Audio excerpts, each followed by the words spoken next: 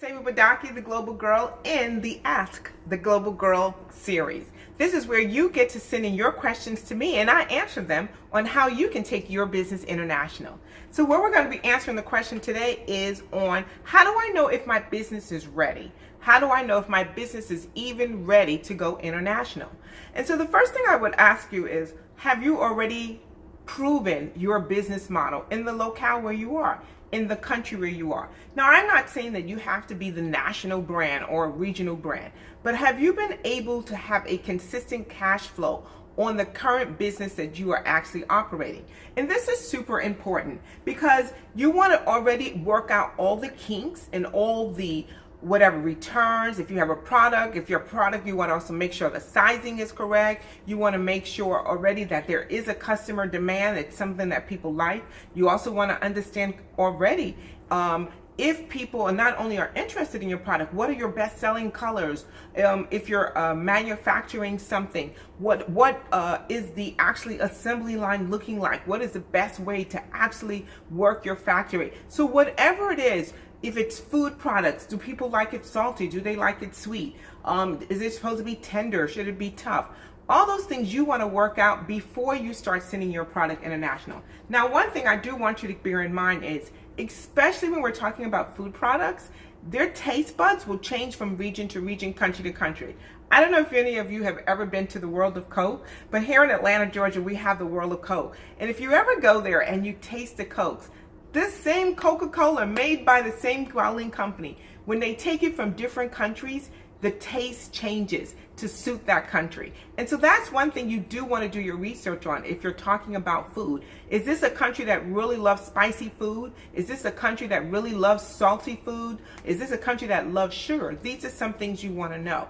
So if you are looking to move your business to another country, if you want to change your manufacturing plant to somewhere else, if you're looking to assemble your product somewhere else, or if you're simply looking to do a trade deal, to understand if your client, if your business is already prepared or ready to do that, you need to already be having a consistent cash flow and a consistent proven business model. It's not a great idea to test out a new business model or a new business into another market. That's one thing. The other thing is, what financing or money do you have available for advertising or marketing? And that all depends on how you come into the market.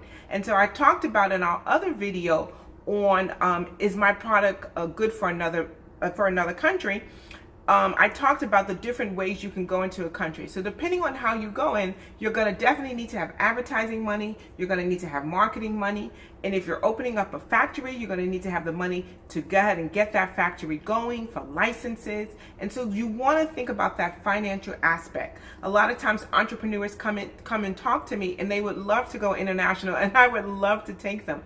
But yet they're struggling in their business already financially. That's not a great time for you to go international, because you have to remember, this going into another market is basically like launching your business. There is a cost to that. So you want to consider that cost before you go in and ask yourself, are we financially stable enough to go into another country, to open up a new market? And that's in any place, even if you're going from state to state.